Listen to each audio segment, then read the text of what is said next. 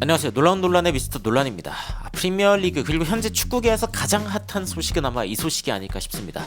바로 맨체스터 시티와 관련된 소식인데 과르디올라 감독이 맨시티와의 재계약을 확정지었다는 소식입니다. 이게 이제 현지 시간 수요일에 이제 확정이 되었었고 하루 뒤인 현지 시간 목요일에 이제 발표가 나가지고 현지에서 이제 여러 가지 이야기들이 나오고 있는데 어떤 계기로 과르디올라가 이렇게 재계약을 하게 된 건지, 그리고 이 과정에서 토트넘에게 맨시티 팬들이 고맙다라고 하고 있는 이유가 무엇인지 바로 들어가 보시죠. 과르디올라가 맨시티에 새로운 계약을 맺었다라는 이야기가 맨시티 공식 홈페이지에서 전해졌습니다. 펩 과르디올라가 new 2-year contract extension, 그러니까 계약을 2년 더 연장하는 그런 계약을 맺었다라고 이야기가 나오고 있습니다. 프리미어리그를 우승하고 또 챔피언스리그도 우승하고 사실 메이저 트로피를 18개나 따내는 어마무시한 업적을 세운 과르디올라 감독은 이미 뭐 레전드 중에 레전드라고 이야기할 수 있죠. 과르디올라 감독이 맡은 여러 팀들의 여러 가지 업적이 있겠지만 이 맨시티에서의 업적 역시 어마무시한 업적이라고 이야기할 수 있고, 과르디올라 같은 경우에는 심지어 프리미어리그에서 트래블을 달성하면서 챔피언스리그, FA컵, 리그 우승, 이 130년 맨체스터 시티의 역사 가운데 가장 빛나는 순간이 바로 이 과르디올라의 트래블 순간이었다라고 이야기를 했습니다. 심지어 100점 맨시티, 여러분들 기억하시죠? 17, 18 시즌 맨시티가 승점 100점으로 우승을 한다거나 아니면은 18, 19 시즌에는 도메스틱 트로피를 전부 다 따내는, 이 국내 대회 트로피는 전부 다 따내버리는 4개의 트로피죠. 야, 어마무시한 활약을 하면서 이 맨시티에서 그야말로 진짜 레전드 감독이고 사실 지금 떠나도 할 말이 없는 그런 감독 중에 하나인데, 그런데 2년 계약을 더 맺게 되었습니다. 그래서 이 애널리스트 옵타에서 운영하고 있는 이 사이트에서는 이 과르디올라의 계약 뒤에 숨어있는 여러 가지 통계들에 대한 이야기를 하기도 했습니다. 프리미어리그 봤을 때 일단 최다 승점으로 우승한 팀이 그때 당시에 100점 맨시티입니다. 이거리 뒤를 잇는 게 19, 20 시즌의 리버풀의 승점 99점이고 그 뒤를 잇는 게 펩 과르디올라의 18, 19 시즌 98점의 승점으로 승리한 맨체스터 시티. 이때 당시에 맨시티는 정말 범접 불가의 느낌이 있었죠. 야, 이거 뭐 따라잡을래도 따라잡을 수가 없는 약간 그런 느낌들이 있었습니다. 그리고 이제 펩 과르디올라가 프리미어리그에서 가지고 있는 기록들을 살펴봤을 때 경기당 승점입니다. 경기당 승점이 펩 과르디올라가 2.4점에 육박하는 그런 모습을 보여주는데, 물론 알렉스 퍼거슨 감독이 거의 뭐 800경기를 매니지를 했기 때문에 이 전설적인 기록인 것은 사실이지만 펩 과르디올라가 단순하게 이제 100경기 이상의 프리미어리그 경기를 치른 감독들을 대상으로 비교를 했을 때 진짜 최상위에 있고, 놀랍게도 이제 클롭 감독도 여기 있지만 콩테 감독도 여기 있습니다.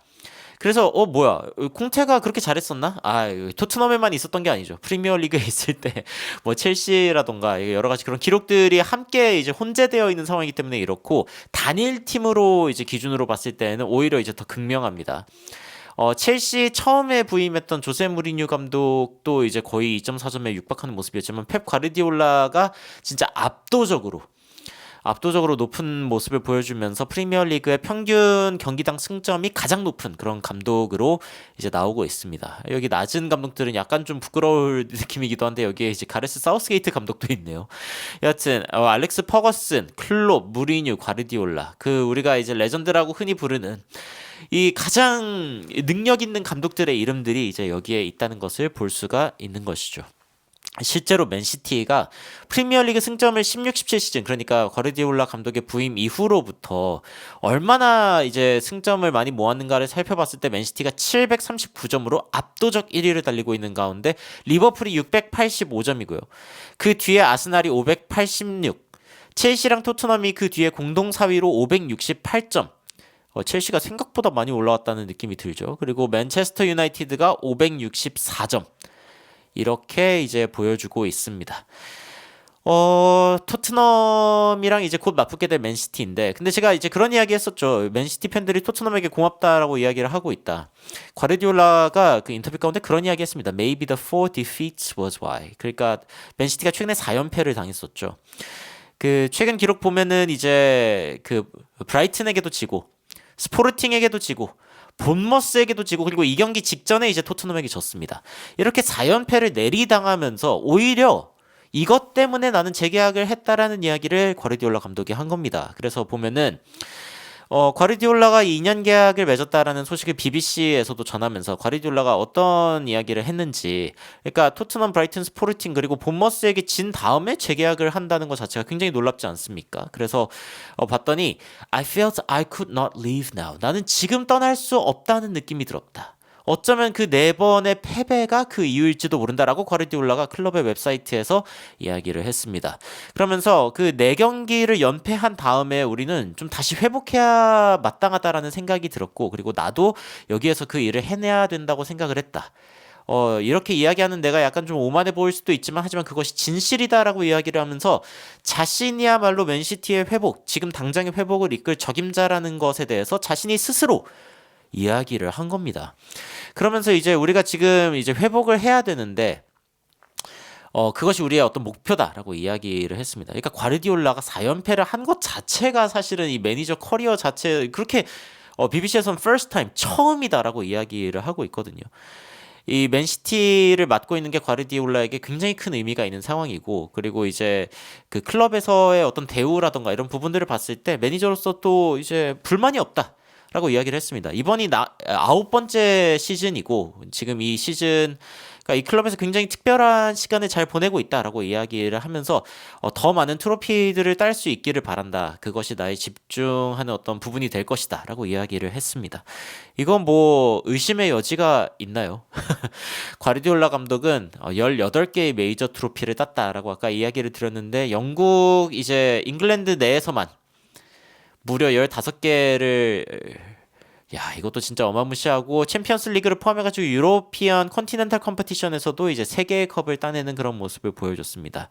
UEFA 슈퍼컵이라던가 아니면 FIFA 클럽 월드컵 같은 것까지 다 포함해가지고 과르디올라가 18개의 트로피를 들어올렸는데, 이번 시즌에도 과연 과르디올라가 트로피를 들어올릴 수 있을까? 이 부분을 지켜봐야겠죠.